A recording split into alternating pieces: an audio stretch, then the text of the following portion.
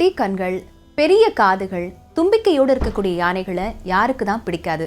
அதிலும் குறிப்பாக குழந்தைகளுக்கு கோவில்களில் யானைகளை பார்த்தாலோ இல்லை பூங்காக்களில் யானைகளை பார்த்தாலோ குதூகலம் அடையாதவர்களே இல்லை அப்படின்னு சொல்லலாம். அதிலும் பெரியவர்களும் இதில் அடக்கம் அப்படின்னு கூறலாம். அந்த வகையில் அப்படி இருக்கக்கூடிய யானைகள் நம்முடைய இந்தியாவுடைய கலாச்சாரத்தோடையும் பிணைந்திருக்கிறது அப்படின்னே சொல்லலாம். சங்க காலங்களிலிருந்து போர் புரியவும் நெற்போர் களத்தில் பயன்படுத்துவதற்கும் யானைகள் பயன்படுத்தப்பட்டிருந்தன. அப்படிப்பட்ட யானைகள் ஒரு வனவிலங்காக மட்டுமே இல்லாமல் எப்படி நம்மளுடைய பூமிக்கும் எவ்வளோ பெரிய உதவிகளை செய்து வருகிறது அப்படிங்கிறத பார்க்க போகிறோம்.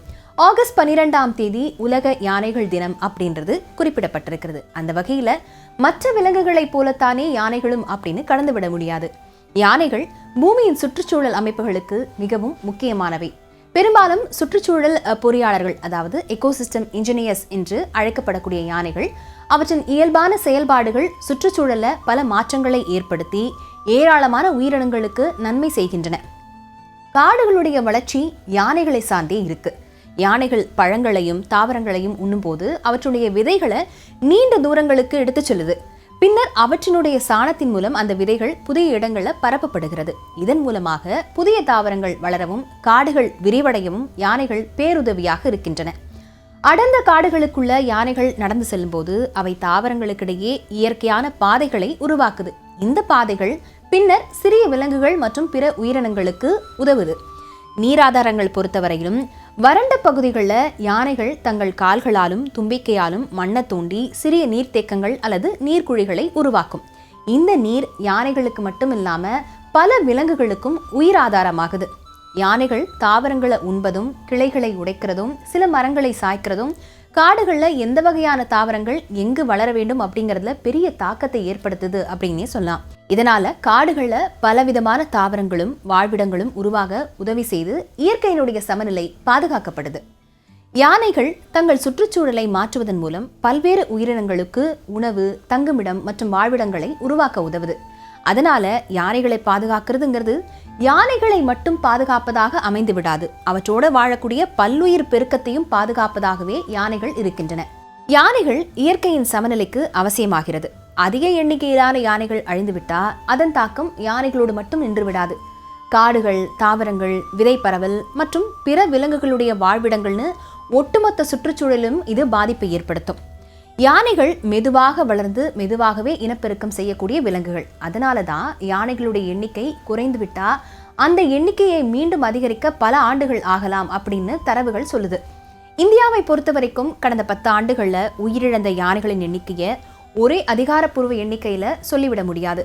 ஆனால் அரசின் பதிவுகள் பல்வேறு ஆண்டுகள், மாநிலங்கள் மற்றும் இறப்புக்கான காரணங்களின் அடிப்படையில் தனித்தனியாக பதிவு செய்யப்பட்டிருக்கு. உதாரணமாக அஸ்ஸாம் மாநிலத்தில் மட்டும் 23 ஆண்டுகளில் 1209 யானைகள் உயிரிழந்திருக்கு. இதில் 626 யானைகளுடைய மரணங்கள் மனித செயல்பாடுகளுடன் தொடர்புடையவை அப்படின்னும் ஆய்வுகள் தெரிவிக்குது. மின்சாரம் தாக்கி உயிரிழக்கிறது, ரயில் விபத்துகளில் யானைகள் உயிரிழப்பது, வேட்டையாடுதல் மற்றும் மனிதர்கள் சில சமூக விரோதிகள் யானைகளுக்கு விஷம் வைப்பது போன்ற முக்கிய காரணங்களும் இதில் உள்ளடக்கம்.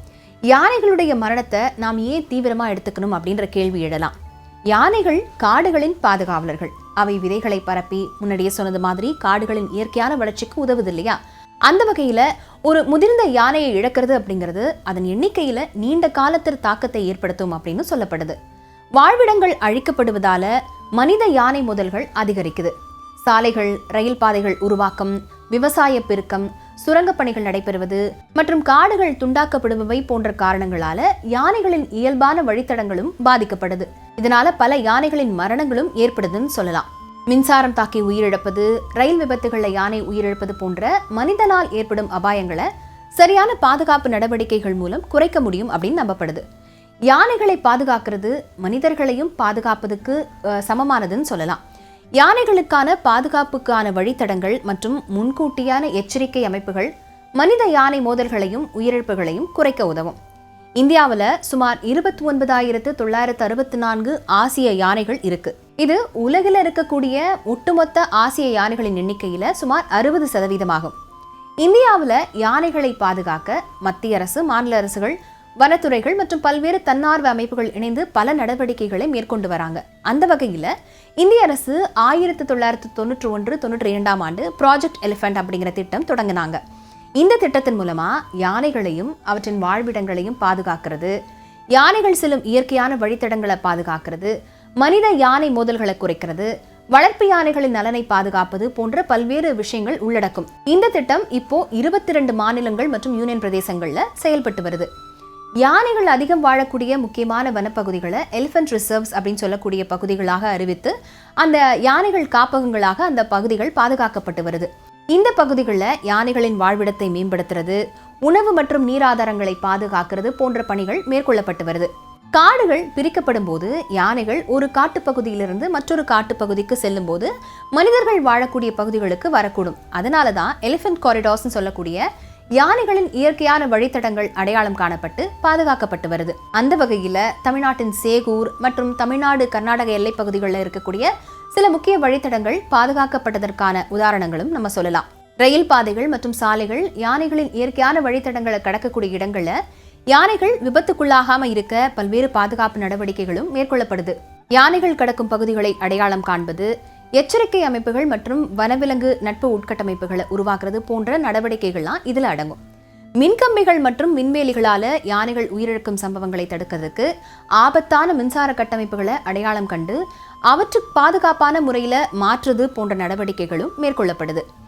யானைகள் மக்கள் வசிக்கும் பகுதிகளுக்கு வரும்போது மக்களை முன்கூட்டியே எச்சரிக்க சென்சார்கள், கேமராக்கள், ட்ரோன்கள் மற்றும் சமூக அடிப்படையிலான எச்சரிக்கை அமைப்புகளும் இதுல பயன்படுத்தப்படுது. இதன் மூலம் மனித உயிர்களையும் யானைகளையும் பாதுகாக்க முடியும். யானைகள் விவசாய நிலங்களுக்குள்ள நுழைந்து பயிர்களை சேதப்படுத்தும் பகுதிகளில் விவசாயிகளுக்கு இழப்பீடு வழங்குறது மற்றும் யானைகள் மனிதர்கள் மோதலை குறைக்கும் நடவடிக்கைகளை மேற்கொள்ளப்பட்டு வராங்க. சில இடங்களில் தேனீக்கூடு தடுப்புகள், மிளகாய் சாகுபடிக்கு தடுப்பு முறைகள் போன்ற யானைகளுக்கு பாதிப்பு ஏற்படுத்தாத வழிகளும் பயன்படுத்தப்படுது. வனத்துறையினர் மற்றும் பாதுகாப்பு பணியாளர்கள் மூலம் யானை வேட்டையாடுதலை தடுக்கிறது, சட்டவிரோத நடவடிக்கைகளை கண்காணிக்கிறது, யானைகளுக்கு மருத்துவ உதவி வழங்குறது போன்ற பணிகளும் மேற்கொள்ளப்பட்டு வருது. அரசு மட்டுமே இந்த நடவடிக்கைகளில் ஈடுபடல, பல்வேறு தன்னார்வ அமைப்புகளும் ஈடுபடுறாங்க. அந்த வகையில யானைகளின் எண்ணிக்கை மற்றும் அவற்றின் நிலையை அறிந்து பாதுகாப்பு திட்டங்களை உருவாக்குறதுக்காக இந்தியாவில் குறிப்பிட்ட கால இடைவெளிகளில் யானைகள் கணக்கெடுப்பும் நடத்தப்படுது. பல என்ஜிஓக்கள் மற்றும் சமூக நல அமைப்புகள் மூலமா வனத்துறையுடன் இணைந்து யானை பாதுகாப்பில் முக்கிய பங்கு வகிக்கிறாங்க. யானைகளுடைய வாழ்விடங்களையும் வழித்தடங்களையும் பாதுகாக்க இவை உதவுது. கிராம மக்களுக்கு விழிப்புணர்வை ஏற்படுத்தக்கூடிய நடவடிக்கைகள், காயமடைந்த அல்லது ஆபத்தில் இருக்க யானைகளுக்கு உதவும் வகையிலையும் நடவடிக்கைகள் மேற்கொள்ளப்படுகிறது. யானைகளுடைய நடமாட்டத்தை கண்காணிக்கவும் இவங்க உதவுறாங்க. யானைகளுடைய நடத்தை மற்றும் வாழ்விடங்கள் குறித்து ஆய்வு செய்து அதன் குறித்த தரவுகளையும் இந்த என்ஜிஓஸ் எல்லாம் கொடுக்கறாங்க. விவசாயிகள் பயிர் சேதத்தை தவிர்க்க உதவும் வழிகளையும் உருவாக்குறாங்க. மனிதர்களும் யானைகளும் பாதுகாப்பாக இணைந்து வாழ்வதற்கான முயற்சிகளையும் மேற்கொண்டு வராங்க.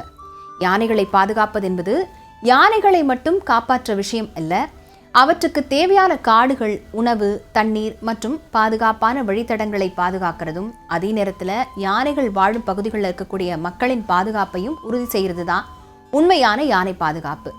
இந்த உலக யானைகள் தினம் மூலமாக நாம் நினைவில் கொள்ள வேண்டிய முக்கியமான விஷயம் என்னன்னா, ஒவ்வொரு யானையின் மரணமும் மனிதர்களும் வனவிலங்குகளும் எவ்வாறு ஒரே பூமியை பகிர்ந்து வாழ வேண்டும் அப்படிங்கிறத நமக்கு நினைவூட்டி கொண்டே இருக்கிறதுன்னு சொல்லலாம்.